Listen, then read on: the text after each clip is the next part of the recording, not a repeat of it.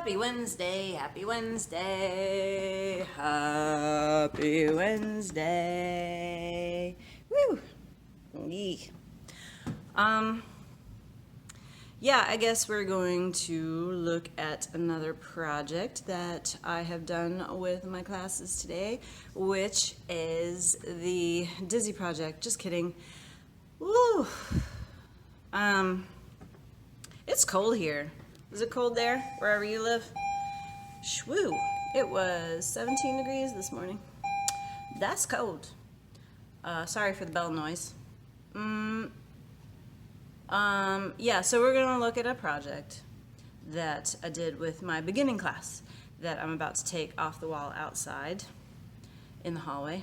It's been up on display for a while, and there's, just like every project, there's some really good ones, and there's some bless your heart ones, and some that aren't even bless your heart, because I don't feel like they tried. But there are definitely some that struggled and tried really hard, and it wasn't an easy project. So let's look at it. Check it out. It all started with this book, Drawing on the Right Side of the Brain by Betty Edwards. You should check it out if you haven't. If you're an aspiring artist or just want to take your drawing to the next level. She talks about how the brain has two hemispheres, and one is more of the L mode versus the R mode, and the L mode is what we do in school, where we do words and symbols for everything, but the R mode is the more artistic. And there's a bunch of activities in here, like vase faces and drawing upside down, and like blind contour drawings, and breaking things up into smaller pieces that helps your brain to draw what it sees versus drawing what it is, like the symbol of things. For instance, like an eyeball.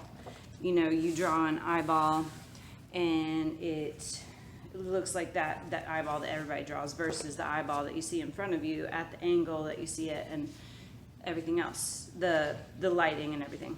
So we do a fun little brain quiz where they have to find out if they're more left-brained or right-brained, and then we do activities where they're given a challenging image and they have to break it down into smaller pieces. Let's see, I give them ever more challenging drawings to transfer, and so they start off pretty simple. They're told to turn it upside down, and we cover it up, and they just reveal a little bit of the image at a time, and they transfer it over to their sketchbook. And they're always very impressed by their own abilities. At first they're like, I can draw it better right side up, and looking at it, and they're resistant, but when it comes to more challenging images like this, they see that it really does help. And I've got lots of more challenging. I think it goes all the way up to, the Starry Night. I usually do that for extra credit because that's a little over the top for some of them. And we have grid drawings that also get more challenging. And they're still supposed to do it upside down and covering up a little bit and just transferring it. But then they have the assistance of the coordinates to help them with that. And so you see there's varying degrees of difficulty with the grid drawings. And then this is a fun activity that's like a mystery image. It's scrambled and they don't know what it is, and as they're drawing it they still don't know what it is. They're transferring, and then some of them even get it done and they don't know what it is, and I'm like, well, how about now? And they turn it upside down, and then they're like, wow, now I know what it is.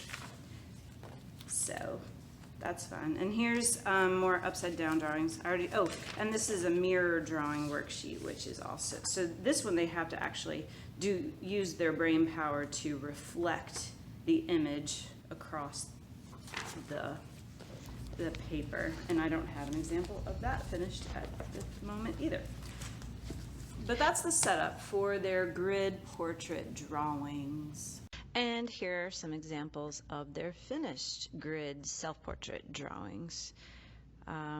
So I took them outside, I took their picture, I showed them how to grid off their printed photograph that was printed at 8 inches by 10 inches, a full sheet of paper going through a printer, standard size, and then I gave them paper that was 18 by 24. They had to measure and cut off the extra. They gridded their photograph at 1-inch blocks, making a 1-inch grid. And these big papers were gridded on a 2-inch grid, so they were enlarging their image as they went. And we focused on contrast, and some people got it and some people didn't really. And I provided them with special pencils for the dark shading part. So they had 6B pencils to really make that shading pop, and some of them took it to that level and others did not. And some people chose to think outside the box altogether and not even use graphite. This one, oh my gosh, she just blew me away. As you can see, the level of detail is amazing. She worked differently than a lot of people in that she worked on one area at a time until it was high detail versus working on the overall image and bringing it all to shading level detail at a time. There's another very lovely one that I was very impressed with. These, so you see that some have high contrast, light to dark, and others not so much, but these were some that I wanted to point out that I thought was really great. This one particularly, I love the fuzziness of the background versus her hair. It really shows the depth of the image, and that is how the photograph was. The backgrounds were blurry for all of these, and she really accentuated it. Yeah. So that was the Gird Self Portrait project, which is inspired by Betty Edwards' book, Left Brain, Right Brain. You should check it out. It taught me a lot about drawing, and it has really helped my students to take their illustration to the next level. I hope you enjoyed the 11th episode of Our Teacher Says What? Yeah. Yeah. Happy Wednesday. See you tomorrow. Bye.